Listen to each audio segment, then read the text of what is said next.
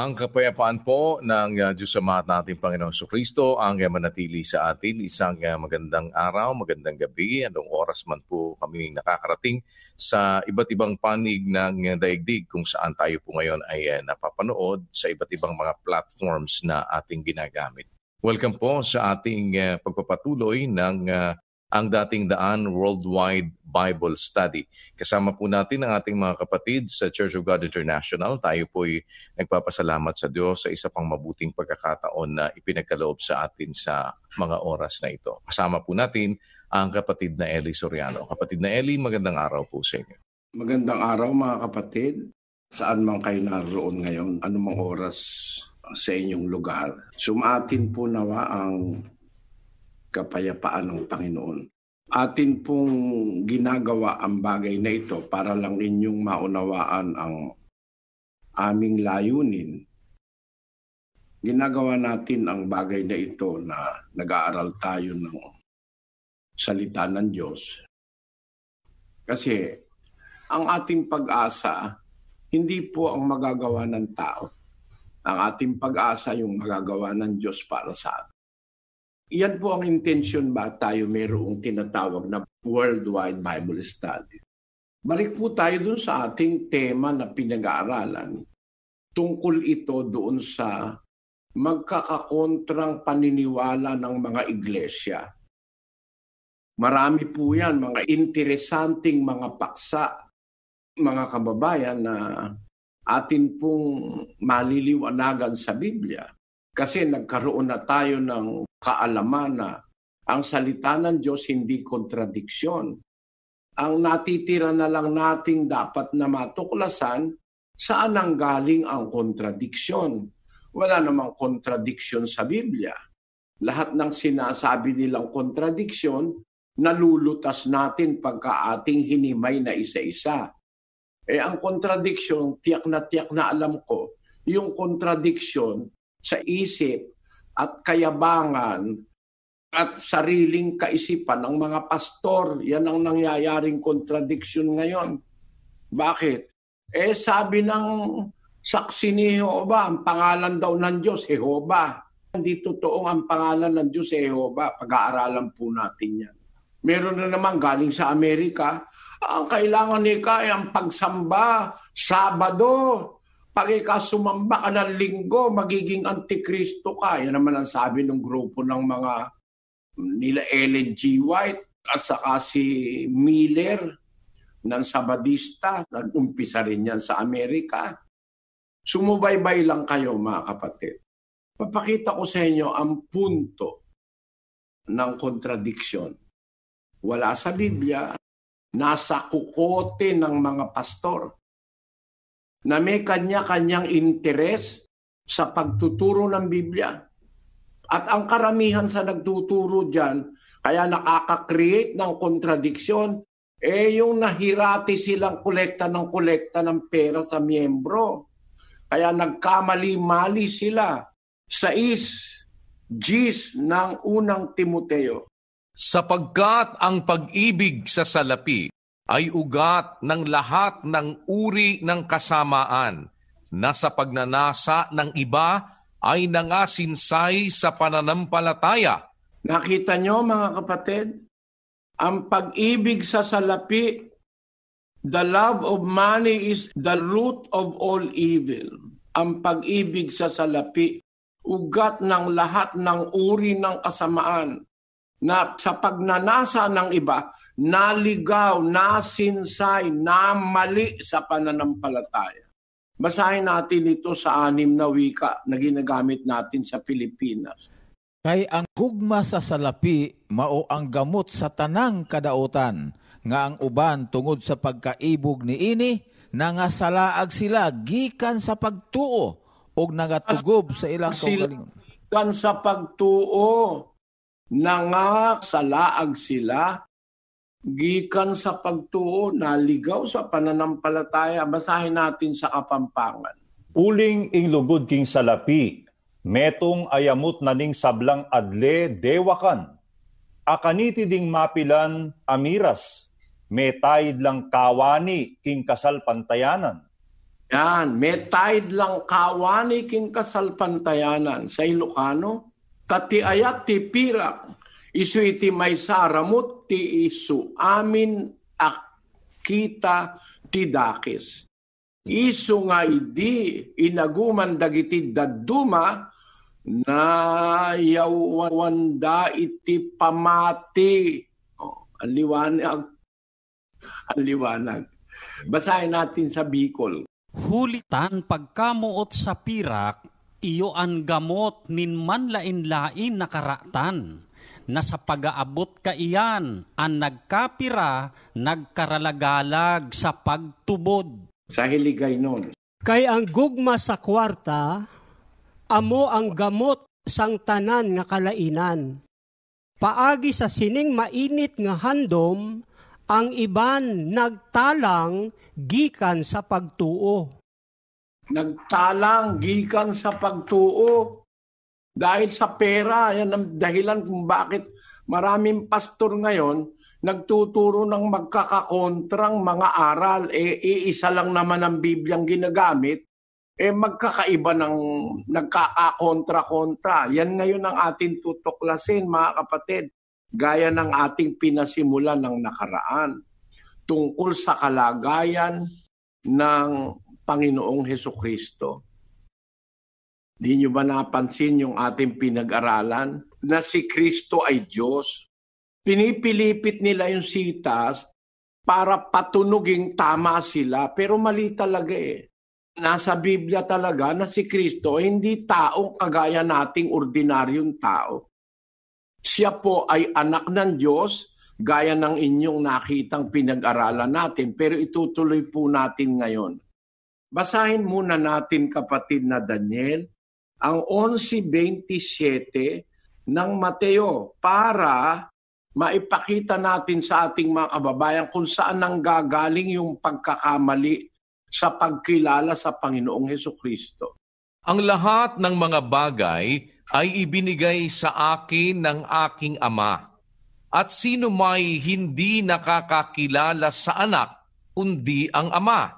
At sino may hindi nakakakilala sa Ama, kundi ang anak, at yaong ibiging pagpahayagan ng anak. Ayan, maliwanag yan salita na yan. Wala pong makakatutol dyan.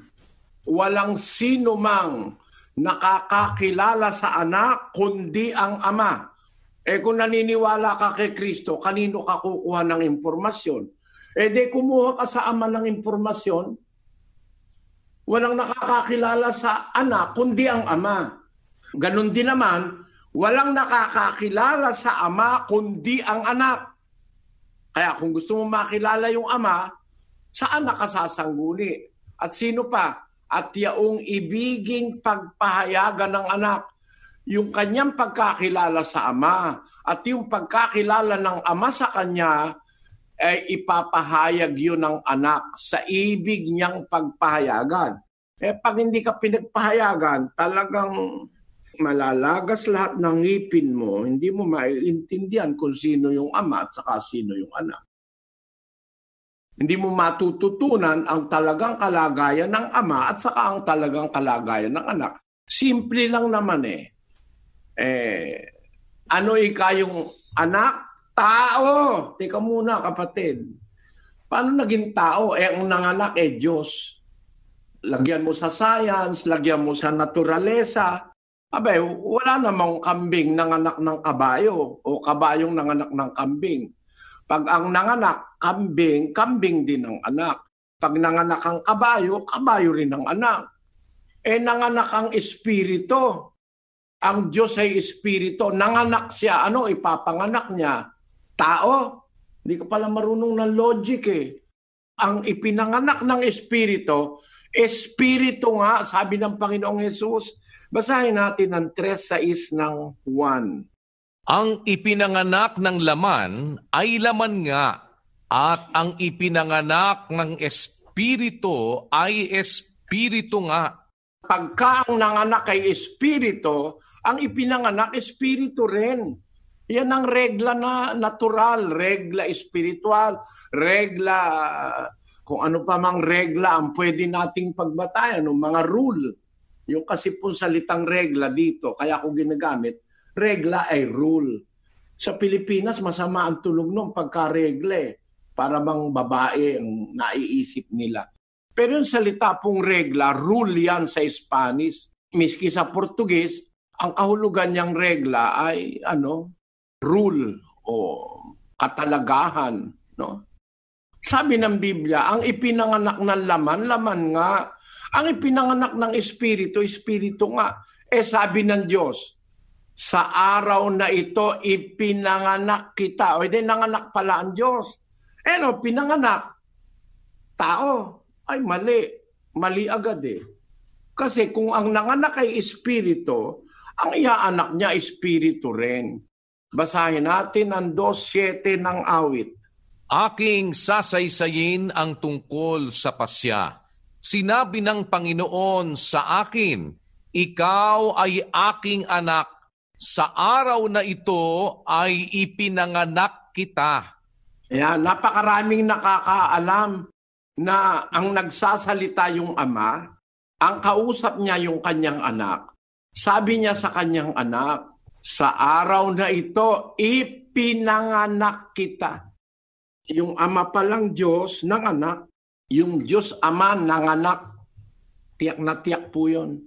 Pinanganak kita sa araw na ito Kailan ba nangyari yun na ipinanganak ng Diyos yung kanyang anak? Kailan nangyari yun? Basahin natin ang 5:2 ng Mikas. Ngunit ikaw, Bethlehem Ephrata, na maliit upang lumagay sa libu-libo ng Huda, mula sa iyo ay lalabas sa akin ang isa na magpupuno sa Israel, na ang pinagbuhatan niya ay mula ng una, mula ng walang hanggan. Doon pa pala sa eternity nangyari yun. Nagsasalita ang Diyos sa pamagitan ng hula ni Propeta Mikas. Ikaw, Bethlehem Ephrata, maliit upang lumagay sa libu-libo ng Huda. Mula sa iyo, sa Bethlehem, lalabas sa akin. Kanino lalabas? Lalabas sa Diyos. Lalabas sa akin ang isa na magpupuno sa Israel, na ang pinagbuhatan niya mula ng una, mula ng walang hanggan. Aba, nung palang lumabas sa Diyos ang Panginoong Hesus, na tinatawag nating Panginoong Hesus, anak ng Diyos, mula pa nung walang hanggan. Ang katunayan, kinumpirma yan ng Panginoong Hesus nang nasa lupa na siya, nang ipanganak na siya uli sa pagkakatawan tao, yung kanyang katawan ipinanganak naman ni Maria. Doon sa katawan na yon, doon siya sumanib. Yung ipinanganak ng Diyos na Espiritu, na tinatawag ng Diyos na sa araw na ito ay ipinanganak kita. Ikaw ay aking anak. Sa araw na ito pinanganak kita. Kailan yon? Nung eternity. Nung walang hanggan pa, pinanganak na siya ng Ama. At nung ipanganak ngayon siya sa Bethlehem ng Judea, ipinaliwanag kay Mikas na ang pinanggalingan niya buhat ng walang hanggan.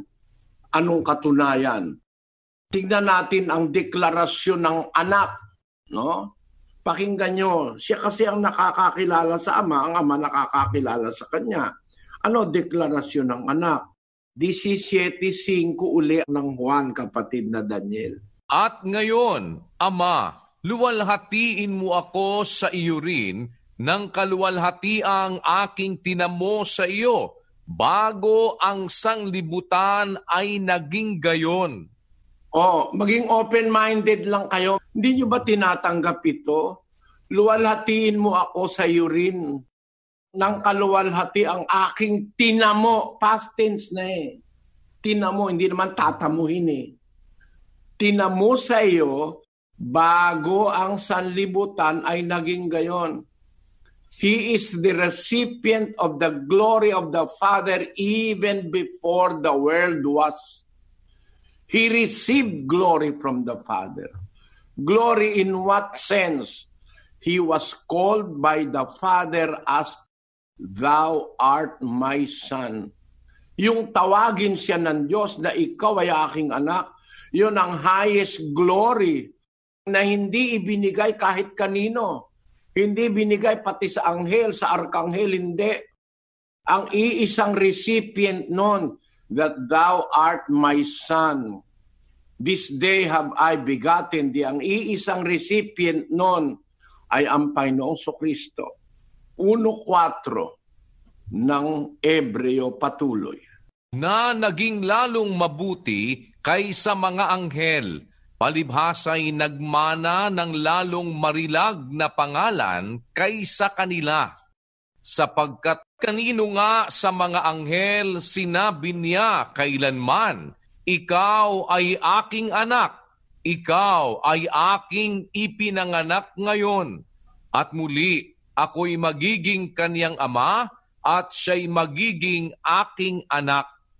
Ayan, siya lang ang recipient niyan eh. Yung glory na yun na sinabi ng Diyos, anak kita, pinanganak kita. Kanino nga ika sa mga anghel sinabi niya kailanman, ikaw ay aking anak, ikaw ay aking ipinanganak, I have begotten thee, sabi nung ama. May pinagsabihan bang anghel noon? Kahit arkanghel, di pinagsabihan noon eh. Thou art my son, this day have I begotten thee. And again, I will be to him a father, and he shall be to me a son. It's very clear. The Son of God, in the person of our Lord Jesus Christ, is begotten of the Father. That's why the inevitable truth is because a spirit, the Father as a spirit, the Father as God, have begotten a Son. It is not very hard to understand that what He begot is a God, a Son, a Spirit, coming from His own essence as the Father. From the being of the Father came out the being of the Son. 1:18 of the book of John. Let us read. No one has seen God at any time. The only begotten God who is in the bosom of the Father, He has explained Him. No one has seen God at any time. The only begotten God, monogenes theos in the Greek manuscripts. They snub this verse. They do not even try to read this verse. And they do not want their members to read the Bible just to cover up for this verse. Maybe the members may encounter this verse of the Bible, which is in the Greek manuscripts, calling the Lord Jesus Christ as monogenes theos, the only begotten God who is in the bosom of the Father. Originally, He is a part of the being of the Father. He existed with the Father from eternity. He is in the bosom of the Father. But came that time or that day when God decreed, saying to the Son, Thou art my Son, this day have I begotten thee. I will be to you a father, and to me you will be a son. That's why John was right when he said, no one has seen God at any time. The only begotten God who is in the bosom of the Father, the origin is in the bosom of the Father. But He was begotten. He came out from the Father, from the being of the Father. The only begotten God, monogenes theos, no monogenes huios, no. Monogenes theos, the only begotten God. And this verse of the Bible is contained in other manuscripts out of the Bible. Recently, there is what they discovered, the Bodmer papyri. And in that papyri, this is just a little review of what we have studied. This Bodmer papyri was discovered in Egypt in 1952. It can be found in the Bibliotheca Bodmeriana in Colony, Switzerland. Nandun sa manuskrito na yan, sa Bodmer papyri, which dates back to 200 AD. Napakatandang manuskrito nito, malapit sa panahon ng mga apostol. 200 AD. Namatay si Juan Apokaliptiko, namatay siya mga 100 AD, mahigit. No? Ito 200 AD, wala pang 100 taon nito, layo nito kay Juan. Nandun sa Bodmer Papyri na yon, ang nakalagay the only begotten God, monogenes theos, a part of the Christian literature of John. Nakikita dun sa Bodmer Papyri na yung salitang nasa Biblia na monogenes theos. He was begotten by the Father. The only begotten of the Father, called in the Bible and in the Bodmer Papyri, the only begotten God. The only begotten God. Ang tanging bugtong na Diyos. Bugtong na Diyos kasi ipinanganak siya nung Diyos na Ama. Yan ang nakasulat. May ebidensya pa physical na si Kristo, Diyos talaga. Ang nanganak ay Espiritu. Ang nanganak ay Diyos. Ang ipinanganak ay Diyos at Espiritu. Batay kami laman at buto. Kasi nagkatawan tao. Pinaliliwanag naman ng Biblia yan Nagkatawan tao siya. Yung katawan tao na yon ang ipinanganak ni Maria. Doon siya tumahan sa katawan tao. Wala namang mahirap unawain doon. Pero gaya ng sabi ng Panginoong Hesus, mga kapatid, aalamin natin yung katotohanan mula sa Ama. Kasi sabi niya, walang nakakakilala sa anak kundi ang Ama. Walang nakakakilala sa Ama kundi ang anak. At yaong ibiging pagpahayagan ng anak, di ang nakakakilala pala sa anak, ang Ama. No? Bakit? Siya ang nanganak Siyempre, tanungin mo yung babae na nanganganak, kung sino yung nakakakilalang lalo sa isang anak na ipinanganak, ang makakakilala yung nanganak sa kanya. Ganyan ang kalagayan ng Panginoon Kristo. Kilala siya ng Ama mula pa sa walang hanggan. Basahin natin ang 17:24 ng Juan, kapatid na Daniel. Ama, yaong mga ibinigay mo sa akin ay ibig ko. Kung saan ako naroroon, sila naman ay dumuong kasama ko, upang makita nila ang kaluwalhatian ko na ibinigay mo sa akin, sapagkat ako'y iyong inibig bago natatag ang sanglibutan. Ayon, bago pala natatag ang sanlibutan, yung anak, meron na siyang lugar na kinaroroonan. Kaya nung aalis na siya sa lupa, pinanalangin niya sa Ama. Ama, yung mga binigay mo sa akin, gaya ni Pedro, ni Juan, ni Mateo, mga apostol, mga unang Kristiyano. Yung mga binigay mo sa akin, ibig ko kung saan ako naroon, sila naman dumuong kasama ko. Ang ganda ng logic Mahal niya kasi yung kanyang mga alagad. Gusto niya kung saan siya nandun, doon sila pumunta rin. Makasama niya doon. Di ba maliwanag na lugar ang tinutukoy dyan?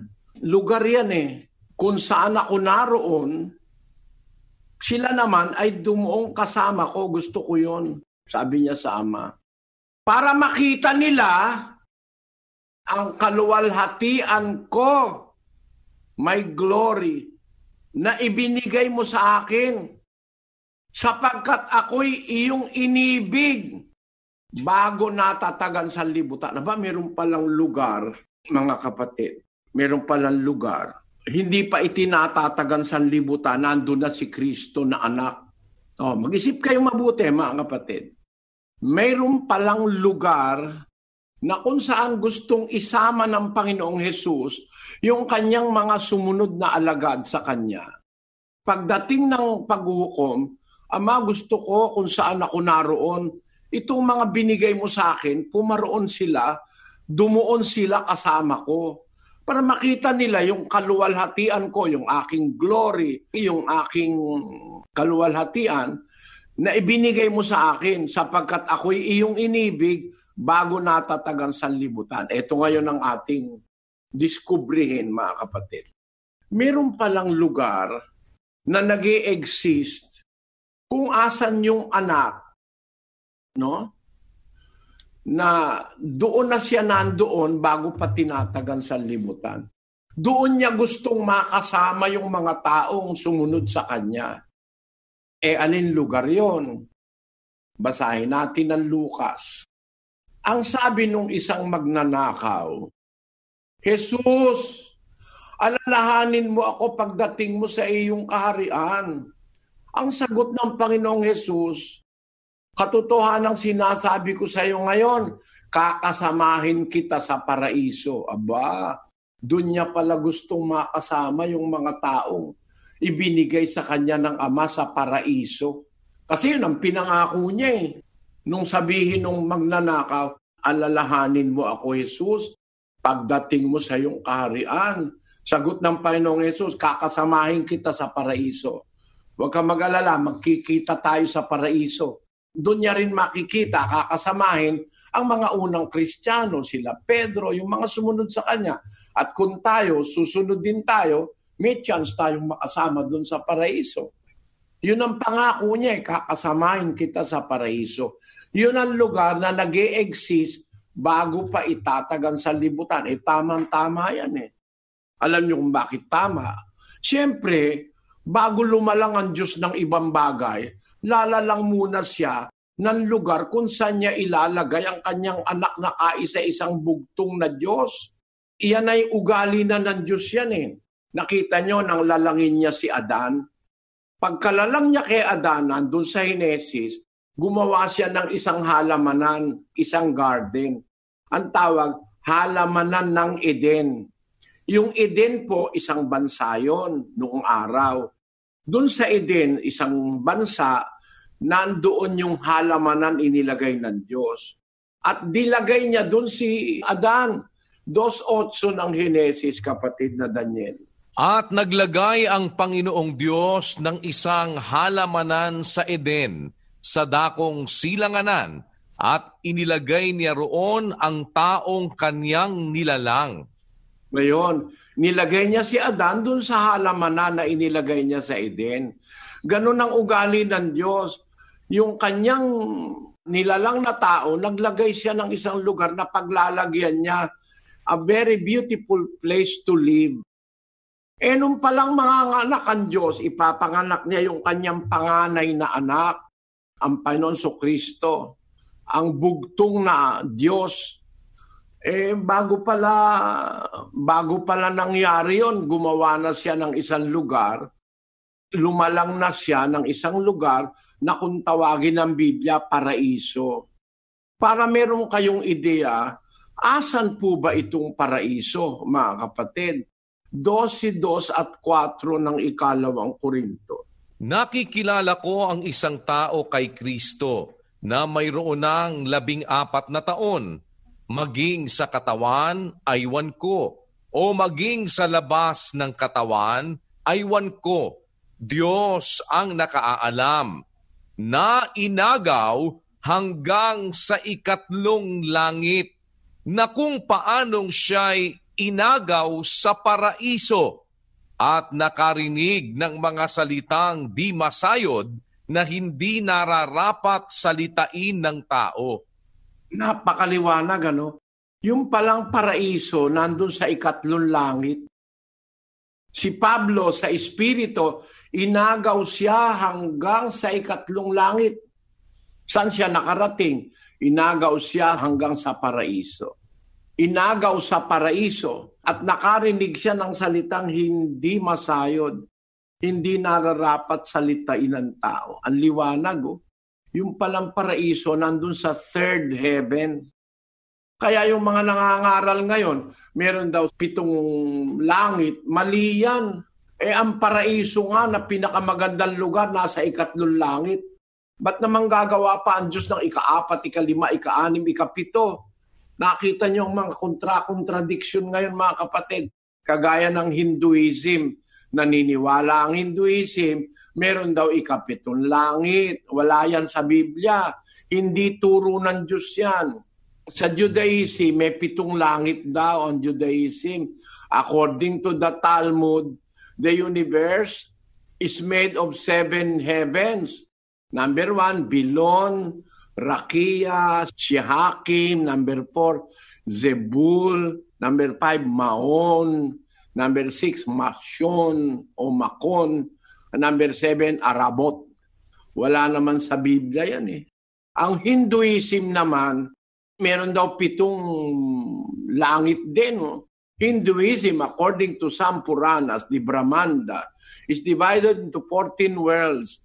7 are upper worlds, upper world, mga langit, pag ganon. Yun ay ang sinasabi nila, Buloka, Bubarloka, Isbarloka, Maharloka, Janarloka, Tapulloka, and Satyaloka. Ayan. Saan mo pinagkukuha yan? Wala namang batayan yan eh. Ang batayan ng Biblia na totoong aklat na galing sa Diyos. Nakita na natin ang authenticity ng Biblia. Nailatag ko na sa inyo kung bakit katiwa-tiwala ang Biblia. Ang Biblia nagsasabi may 3 langit at nandun yung paraiso. Yung paraiso ang kaharian ni Kristo. Nasabi niya sa magnanakaw sa kasama niya sa krus, sabi nung magnanakaw, Jesus, alalahanin mo ako pagdating mo sa iyong kaharian. Ang sagot ng Panginoong Jesus, kakasamahin kita sa paraiso. So ang kaharian ni Kristo nandun sa paraiso. Taman-tama yan sa sinabi niya kay Pilato. Sabi niya, ang kaharian ko hindi dito. Dahil kung ang kaharian ko dito, ang mga alagad ko kukuha ng armas, lalabanan ka, sabi niya. Yan ang sabi niya eh. Hindi dito ang kaharian ko, sabi niya. So ang kaharian niya, hindi talaga rito sa mundo. Ang talagang kanyang kaharian, nandun sa 3 langit, nasa paraiso. Doon sa paraiso na yon, nakaharian ng Panginoon Kristo, doon siya umiral, doon siya tumira. Mula pa nang hindi pa ginagawa ang mundo, kaya nung nandito siya sa mundo, papanik siya sa langit. Pagkatapos ng kanyang misyon, sabi niya sa Ama, nanalangin siya, Ama, ibig ko na yung mga binigay mo sa akin, kung saan ako naroroon, tinutukoy niya lugar, sila naman dumuong kasama ko upang makita nila ang kaluwalhatian ko na ibinigay mo sa akin sapagkat ako'y iyong inibig bago natatag ang sanlibutan. So yung lugar pala na yun, nauna pa sa sanlibutan. Inibig na siya ng Ama, dun siya inilagay. Kumbaga sa isang batang mahal ng magulang, meron siyang inihahandang kwarto, kuna para sa kanyang mahal na anak. Doon siya kakandilihin. Ganon ang Panginoong Jesus. Inilagay siya sa isang lugar na kung tawagin ay paraiso bago palalangin ng sanlibutan. At yan ay nauna sa eksistensya kaysa sa mundo, kaysa sa universo. Basahin natin ang Hebreo, mga kapatid. Tignan nyo makikita nyo yung katotohanan nasa Biblia, magkakaduktong eh. Doon sa Hebreo, ang sabi ng Apostol Pablo, ganito ang nasabi niya sa 12, Kapitulo 12 at versikulo 26 ng Hebreo, mga kapatid na Daniel. Na ang tinig na yaon ay nagpayanig noon ng lupa. Datapwat ngayon nangako siya na nagsasabi, minsan pang yayanigin ko, hindi lamang ang lupa, kundi pati ng langit.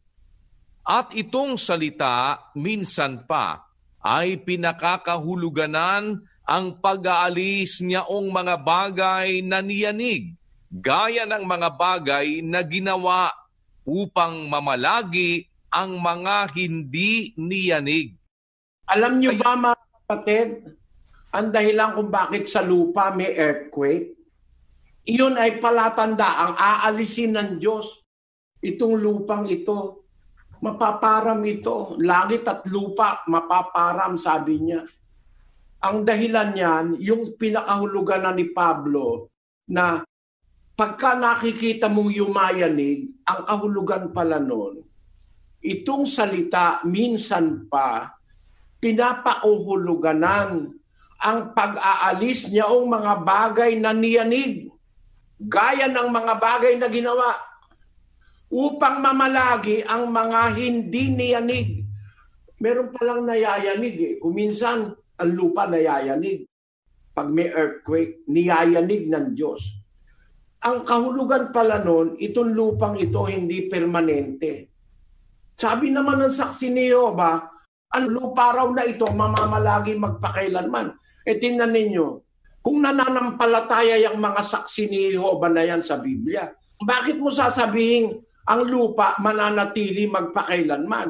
At inilagay pa nila, may paradise daw dito on earth. And maliwanag na ang paradise nasa ikatlong langit, wala sa earth. Ito nyo, pamagat ng libro nyo, mga saksi ni Jehovah, pamagat pa lang malina. You cannot prove to me a single verse in the Bible that there will be a paradise on earth. On this earth, that you said that will remain forever, that is a gross error on the part of the teachings of the Jehovah's Witnesses. You can never prove biblically that this earth will remain forever. It is a fact in science that even bigger planets, stars, galaxies will not exist forever. That is a biblical fact, and that can be proven also by scientific facts. That there is nothing permanent in the universe. A star may turn into a red giant, a massive star, greater in mass than the Earth, millions of times greater than the Earth, can turn to be a red giant, afterwards can turn to be a neutron star, and then explode, and will be creating or allowing the existence of black hole, according to our latest science discoveries. And there are so many black holes in the universe, proving that there are extinction in the universe. There are heavenly bodies that once exist, but they are now extinct. They are not there anymore. Wala na sila. Yun ang sinasabi sa Biblia, which is the authority of every science. Let us read in Hebrews chapter 1, verses 10 to 12. Pakibasa mo sa English, kapatid na Daniel. And thou, Lord, in the beginning hast laid the foundation of the earth, and the heavens are the works of thine hands. They shall perish, but thou remainest, and they all shall wax old as doth a garment. And as a vesture shalt thou fold them up, and they shall be changed, but thou art the same, and thy years shall not fail. Imagine the blasphemy of the Jehovah's Witnesses. Ang mundo raw mamamalagi magpakailanman. Parang ikinumpara mo sa Diyos ang mundo. Ang diwa ni Pablo, the spirit of Paul, never did compare God to anything that exists. Thou, O Lord, in the beginning hast laid the foundation of the earth, and the heavens are the works of thine hands. They shall perish. The heavens shall perish. But thou remainest, and they all shall wax old as doth a garment, and as a vesture shalt thou fold them up, and they shall be changed. But thou art the same, and thy years shall not fail. That is the comparison of the Apostle Paul, comparing creations to the Creator. They shall all wax old, according to Paul. But you never change. Thy years shall not fail. Now to say that the earth will remain forever, you are putting the quality of the earth to the quality of God. Are you comparing the eternal power of God to the earth? No, it must not be the case. But this is one of the lies of the Jehovah's Witnesses that says that the earth shall remain forever and paradise shall be on earth. That is a very wrong interpretation of the Bible. Why? Because according to the Bible, there is a place that cannot be shaken. going back to chapter 12 of the book of Hebrews, this word yet once more signified the removing of those things that are shaken, as of things that are made, that those things which cannot be shaken may remain. Sabi sa Tagalog, itong salita na minsan pa ay pinakakahulugan na ng pag-aalis niyang mga bagay na niyanig, gaya ng mga bagay na ginawa upang mamalagi ang mga hindi niyanig o ang hindi mayayanig. Alin yung hindi mayayanig na yon? Pag itutuloy sa 28, sabi ron, kaya pagkatanggap ng isang kahariang hindi magagalaw o mayayanig, kaharian pala yung hindi magagalaw, hindi mayayanig. Aling kaharian yon? Yun yung kaharian na pinangako ni Kristo sa magnanakaw. Alalahanin mo ako, Jesus, pagdating mo sa iyong kaharian, sagot ni Jesus, kakasamahin kita sa paraiso. Yung paraiso, yon ang lugar ng kaharian ng Diyos. Nandoon ang Panginoong Jesus bago nilalangan sanlibutan. Kaya sabi niya, luwalhatiin mo ako, Ama, ng kaluwalhati ang aking tinamu sa iyo. Bago ang sanlibutan ay naging gayon. Ayun ang sabi. At yung lugar na yon, sabi ni Kristo, Ama, yung mga binigay mo sa akin, ibig ko, kung saan ako naroon, sila naman dumuon din kasama ko doon sa paraiso. Yun ang kaharian ko. Upang makita nila ang kaluwalhati ang ibinigay mo sa akin, sapagkat ako iyong inibig, ipinanganak, kinandili sa isang lugar bago natatagang sanlibutan. Ako'y iyong inibig bago natatagang sanlibutan. Ibig sabihin, nag-i-exist na yung lugar na yon bago pa tinatagang sanlibutan. Doon siya kinandili, doon siya minahal ng Ama, doon siya inilagay. Parang si Adan, nilagay sa halamanan ng Eden. Ang Kristo naman, nilagay niya sa isang lugar na kung tawagin ay paraiso. Doon sa paraiso na yon, mga kapatid, doon din gustong dalhin ni Kristo ang kanyang mga tagasunod pagdating ng araw. Ayan. Kaya maliwanag, merong isang lugar kung saan nakatira ang Panginoong Jesus bago pa ginawa ang mundo. Paano naging tao ito? Wala pa nga ang mundo. Ang tao galing sa alabok ng lupa. Wala pang mundo. Meron na siyang lugar na tinitirhan. At yun ang paraiso. Tinuro ba sa inyo ito, sa inyong mga relihiyong pinanggalingan, na ganito ang kalalim ang sinasabi ng kasulatan ng Panginoon Kristo? At ito, mga kapatid, ay hindi nila ituturo kailanman. Mabubuo sila. Wala kasing tao bago nilalangan sa libutan. Kung tao si Kristo, nandun na siya, umiiral na siya.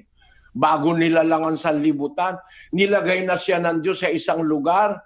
Inibig mo ako bago tinatagan sa libutan.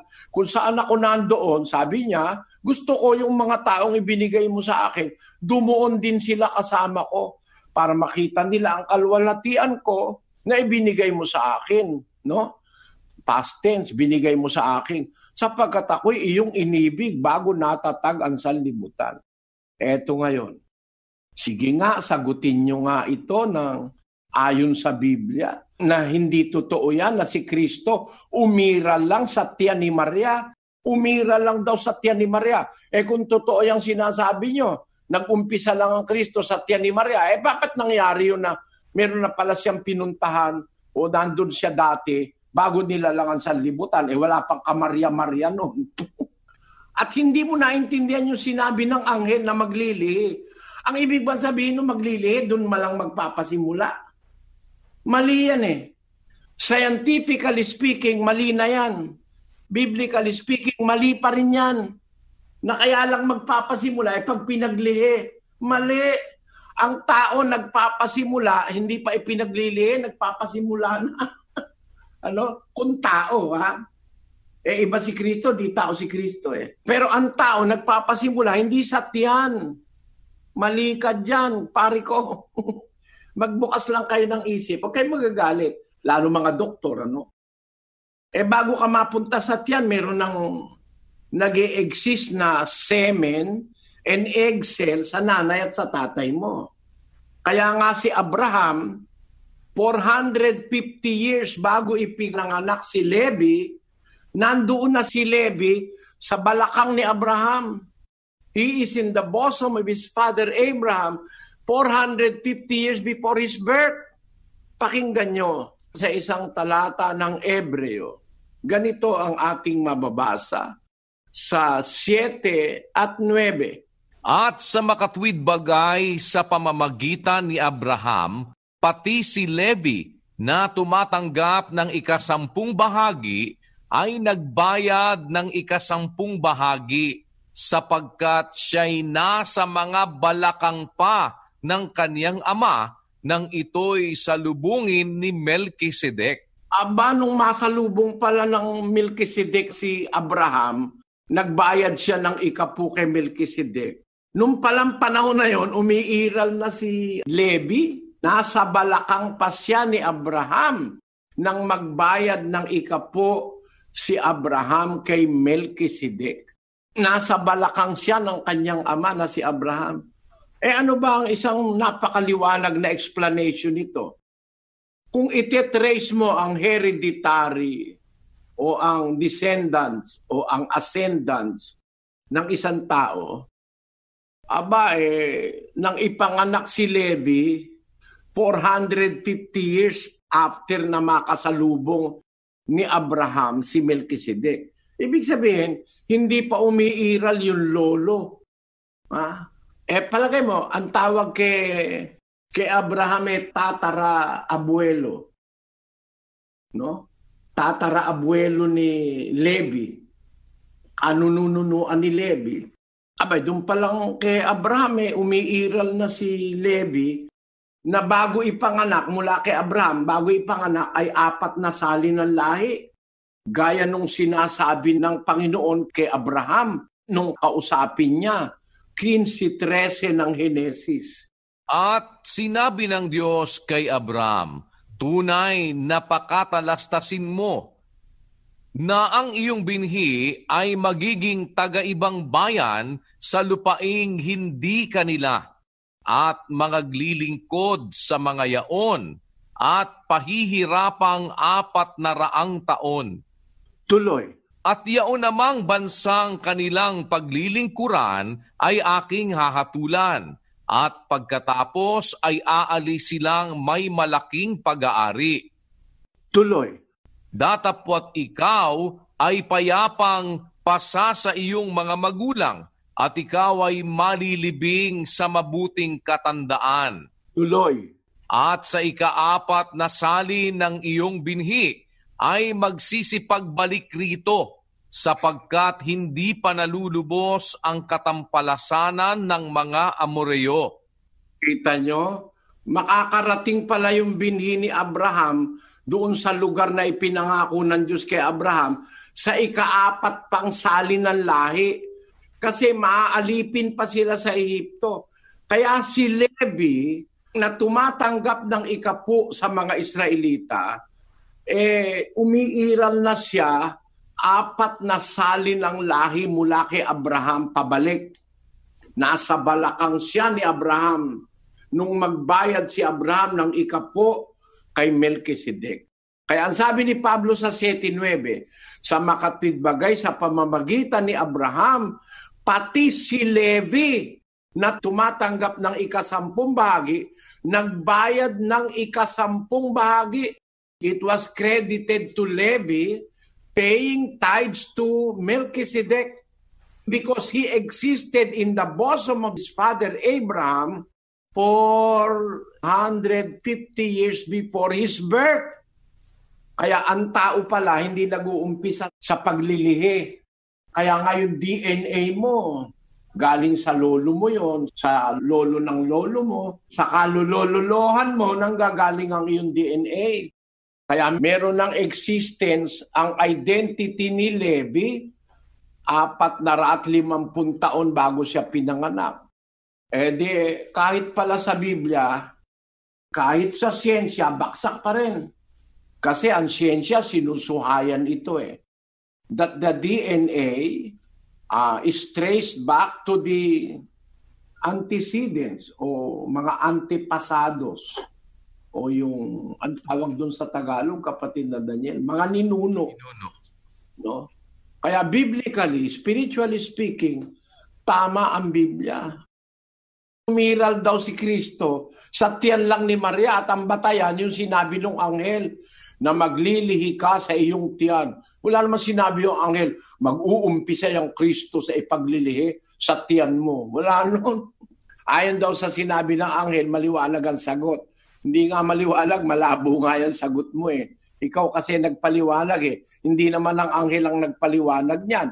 At palagay mo na granting, ipinaliwanag nga talaga ng anghel. Hindi pa rin katiwa-tiwala yan. Bakit? Sabi ni Kristo, walang nakakakilala sa anak kundi ang ama. At walang nakakakilala sa ama kundi ang anak. At yaong ibiging pagpahayagan ng anak. Nakita mo?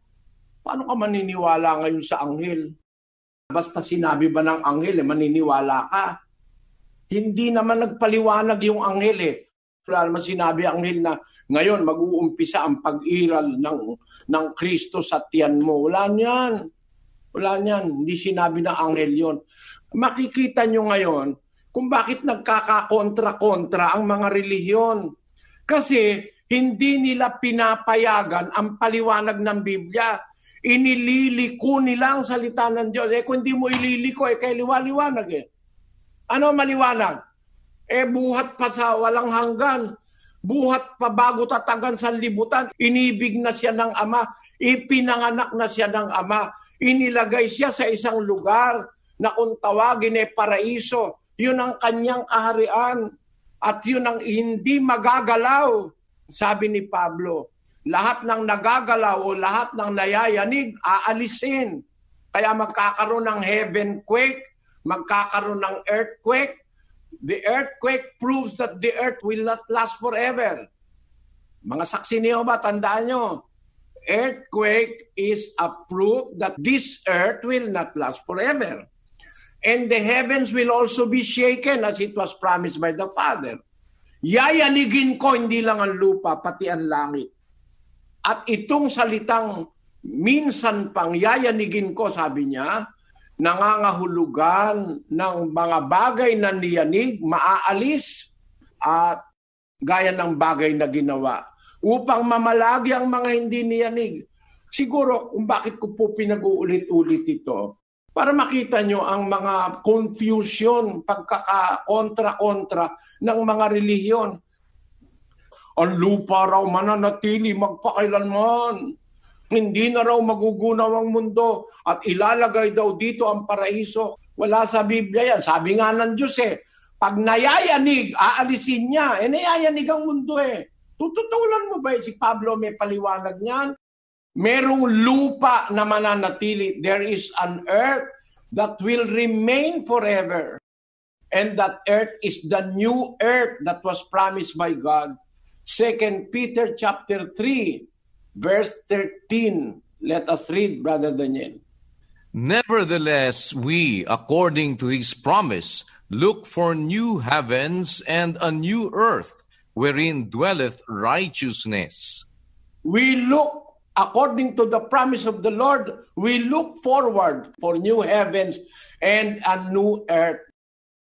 Sa Tagalog ang sabi, ngunit ayon sa kaniyang pangako, ay naghihintay tayo ng bagong langit at ng bagong lupa. Ang pangako, naghihintay ang mga Kristiyano ng bagong langit at bagong lupa. Alam nyo ba kahulugan ng bago? Bakit bago? At bagong langit at bagong lupa, bakit? Simple lang naman yung bago Pagka bago, hindi yun yung luma. Luma na itong mundo. 4.7 billion years na raw sabi ng siyensya. May pangako pa lang bagong lupa, bagong langit. Tapos pipilit mo itong mundong ito mananatili magpakailanman. Ang sabi ng Biblia, naghihintay tayo ng bagong langit at bagong lupa. Paano mangyayari yung may bagong langit at bagong lupa? Basahin natin ang Apokalipsis 21:1, kapatid na Daniel. At nakita ko ang isang bagong langit at ang isang bagong lupa, sapagkat ang unang langit at ang unang lupa ay naparam, at ang dagat ay wala na. Nakitam? Sabi nga ng mga Ilocano, nakitam? Nakitam? Sabi ni Juan, I saw a new heaven and a new earth. For the first heaven and the first earth were passed away, and there was no more sea. Yung palang bagong langit, bagong lupa. Kaya pala bagong langit, bagong lupa. Mawawala itong unang langit at unang lupa. At yung bagong langit at saka yung bagong lupa, wala ng dagat. Paano mo sasabihin ngayon yan na mananatili itong mundo magpakailanman? Bakit nasama sa Sinioban? Pinag-aaralan natin yung Kristo na ipinanganak na bago nilalangan sa libutan at nilagay na siya ng Ama sa isang lugar na hindi mayayanig, yung paraiso. Bakit? Pinakikita nga ako sa inyo, mga kapatid, kung paano nagsasanga-sanga ito Nagsasanga-sanga ang kontradiksyon, hindi sa Biblia, pero sa kukote ng mga pastor, doon nagkaka-kontradiksyon. Naunawaan mo ba ako, kapatid na Daniel? Opo, kapatid na Eli. Kaya nagkaka-kontra-kontra dahil po doon sa iba-ibang paliwanag na ginagawa ng mga iba't ibang mangangaral na inihahanay nila batay doon sa kung paano nilang gustong ipaliwanag at hindi po doon sa talagang ipinapaliwanag ng Biblia. Kaya nga sinasabi niyo po na sana pabayaan natin yung Biblia ang magpaliwanag doon sa sinasabi niya. Hindi yung kukote nung kung sino man na gusto nilang ilagay doon sa kanilang klase ng kaisipan at kung paano nilang gustong patunugin, ganun po ang kanilang pinalilitaw. Kaya nababaluktot yung sinasabi ng kasulatan, kapatid na Eli. Oo, gusto kong maintindihan nyo, mga kapatid. Merong mga bagay na inevitable di ba? Conforme ka ba ron, kapatid na Rodel? May mga bagay hindi maiiwasan They are inevitable. Tawag sa English. Opo, kapatid na Eli. May mga bagay na hindi maiiwasan. Inevitable. Parang ganito, Brad Rodel. Pagka hindi ka uminom, kumain, inevitably, pagdating ng tamang panahon, mamamatay ka di ba? Opo. Merong ganon hindi maiiwasan. Talagang dun papunta. May mga inevitable. Mga bagay na umiiral na may mangyayaring inevitable. Halimbawa, nagtanim ka,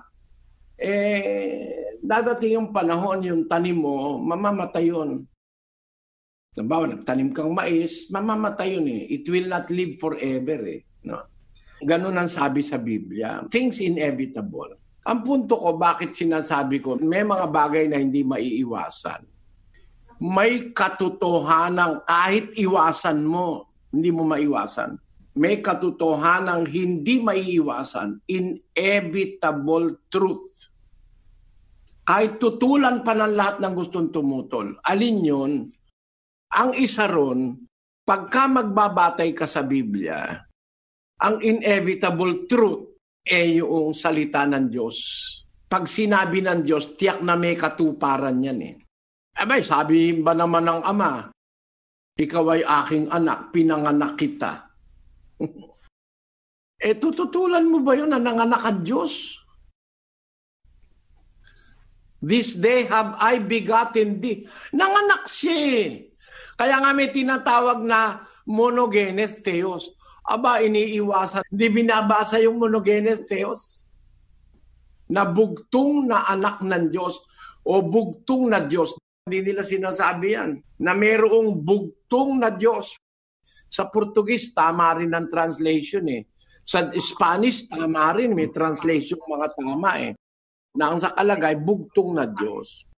Ang talagang nasa Greek, yung manuscripts, ang bugtong na Diyos, gaya sa Greek, monogenes theos. Ito, inevitable truth ito eh. Nasa Biblia ito eh, ng mga matatandang manuscripts. At nandun pat napatunayan ng madiskubre yung Bodmer Papyri. Ang Biblia walang kontradiksyon. Inibig mo ako bago nilalangan sa libutan. Ibig sabihin, nag-e-exist na siya. Meron siyang pinaglagyan ng Ama sa kanya na isang lugar na nag-e-exist na rin bago lalangin ang sanlibutan. Yun yung paraiso. Doon siya nakatira sa paraiso. At pag nakatapos na ang mundong ito, gusto niya doon din dalin yung kanyang mga lingkod na susunod sa kanya sa paraiso rin. Kasama pati yung magnanakaw na pinangakuan niya sa krus. Napakaliwanag eh. Inevitable na yun ang konklusyon eh. Hindi nga binabasa yung mga sitas na yan eh. Kasi inevitably, mababara sila dyan. Kaya hindi nila binabasa. Iniiwasan nilang ituro na kaya pala ang tawag ay Diyos Ama kasi yung Amang Diyos nanganak. Yung prosagwagwa, nung makadiskusyon ko, sabi, saan kayo ka nakakita ng lalaking nanganganak? Kasi ang ama raw, hindi naman ina, kaya paano raw manganganak? Nakasulat sa Biblia. Kung naniniwala ka sa Biblia, nanganak siya. Sa araw na ito, ipinanganak kita. Imposible bang ang Diyos pwedeng manganak kahit na halimbawa ang kanyang gender lalaki? Hindi naman ang nanganganak lang babae, pwede ring manganak ang lalaki. Nasa science yan eh. Tingnan niyo itong isang parte ng science na ito. Pakibasa mo kapatid na Daniel, yung biology of seahorses. The male seahorse rather than the female becomes pregnant. This unusual mode of reproduction is the most extreme form of male parental care yet discovered, although it arises from a general bias towards paternal care among fishes. 89 of 422 families of bony fish exhibit parental care, with almost half of these 36 being cases of paternal care. Kita mo, yung paternal care pala, 36. Ang ano ron sa 89 of 422 families of bony fish exhibit parental care, with almost half of these 36 being cases of paternal care. Nakita nyo, yan palang seahorse, ang nanganganak lalaki. Imposible ba sa Diyos na makapangyarihan sa lahat ng mga anak? Siya mismo nagsabi, ikaw ay aking anak sa araw na ito. Ipinanganak kita. Ang mismong Diyos ang nanganak sa kanyang anak Galing sa kanyang sinapupunan kaya nga sabi ng Biblia, makapangyarihan sa lahat. Nangangailangan pa ba siya ng babae para ipanganak niya yung kanyang anak? Kaya confusion Merong mga ibang Katoliko, ganun May paniniwala sila, merong Diyos Ina at merong Reyna sa langit. Wala naman sa Biblia yun, mga kapatid. Kaya talaga makikita nyo kung ano-ano ng confusion ang nangyari. Pero hindi pa tayo tapos dito. Kasi sabi ng anak, walang nakakakilala sa anak kundi ang ama. At walang nakakakilala sa ama kundi ang anak. At yaong ibiging pagpahayagan ng anak para makilala nating lubusan ang anak, papakilala sa atin ng ama. At para makilala nating lubusan ang ama, ipapakilalang lubusan ng anak. Yun ang ating puntahan. No? Yun ang ating puntahan. Ano ang pagkakilala ng anak sa ama? Ano ang pagkakilala ng ama sa anak? At ano ang pagkakilala ng mga inibig ng anak na pagpahayagan ukol sa ama at sa kanyang sarili? Tandaan niyo po, di pa tayo tapos. Hihimayin natin yung mga point of discussion, yung mga contradiction, hindi sa Biblia, kundi sa mga kukote ng mga pastor na umiiwas basahin ng nasa Biblia. Pero tayo binabasa natin. kapatid na Daniel. Wala tayong intensyong hindi basahin. Binabasa natin lahat ng pwedeng mabasa nating katotohanang nasa Biblia. Opo, kapatid na Eli. At yun nga po ang lagi nating batayan at yun po ang inyong ipinapabasa sa amin kung saan kinukuha yung mga dapat na katwiran na paniwalaan. At mas mainam na paniwalaan natin yung sinasabi ng Biblia kaysa sa sinasabi lang ng kahit na sino na wala naman po doon sa diwa na sinasabi ng banal na kasulatan. At maganda pong maabangan nga ito na ating mga kababayan, itong pagpapatuloy ng ating pong ginagawang discussion at ito pong sinasabi ninyong karugtong na ito tungkol sa pagpapakilala ng ama sa anak at pagpapakilala ng anak sa ama at pagkakilala ng mga inibig ng ating Panginoong Jesucristo sa anak at ganun din po yung mga iba't ibang mga detalye ng mga katwiran na dapat na maintindihan tungkol po dito sa issue na ito na kung saan ay nagkahati-hati ang iba't ibang mga pananampalataya, kapatid na Eli. Maraming salamat sa inyong participation, mga kapatid. Kahilingan natin, kahit kayo galit sa amin, kahit para kaming walang kwenta sa inyo, okay lang yun mga kapatid, wala naman kami talagang kwenta. Pero ang napakamahalaga po yung salita ng Diyos. Pag binabasa namin, kung galit kayo, tapon nyo kami. Pero yung salita ng Diyos, kuhanin nyo.